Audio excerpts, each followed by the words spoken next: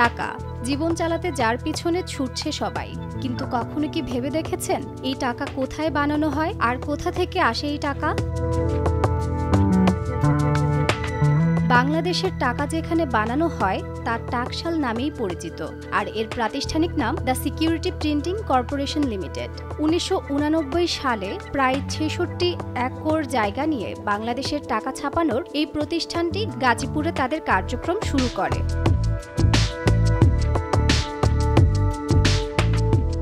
বিশ্বের মোট দেশের সংখ্যা ১৯৫ হলেও টাকা ছাপানোর কারখানা মোট ৬৫টি। এর মধ্যে বাংলাদেশের এই টাকশালও একটি।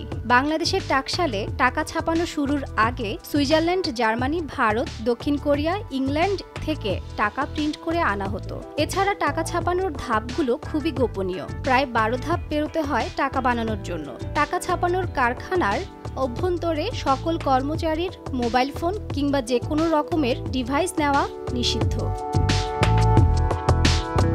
বাংলাদেশে টাকা ছাপানোর বিশেষ কাগজ আসে সুইজারল্যান্ড থেকে। এছাড়া প্রায় সব ব্যাংক নোটই তুলার তৈরি কাগজ থেকে বানানো হয়, যার প্রতি বর্গমিটারে ওজন ৮০ থেকে ৯০ গ্রাম। তুলার সেই কাগজে লিনেন যুক্ত করা হয়। এই কাগজগুলো প্রায় ২ বছর পর্যন্ত স্থায়িত্ব পায়। এই কাগজে জিলাটিন বা পলিভিনাল অ্যালকোহল যোগ করা হয় বলে এটি বেশ টেকসই। ফেরোম্যাগনেটিক কাগজও ব্যবহার করা হয় নিরাপত্তার জন্য। কাগজগুলো কটন বেসড, তবে নাইলন এবং অন্যান্য উপাদান থাকে। টাকাতে কি রং ব্যবহার করা হয় তা গোপন রয়েছে নিরাপত্তাজনিত কারণে।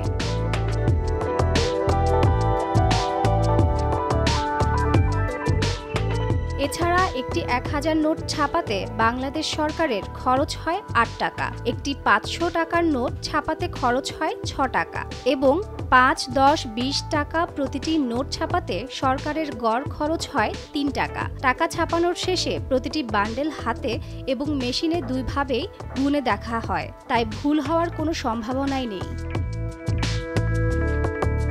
তাজরিন রিকা, সময় সংবাদ।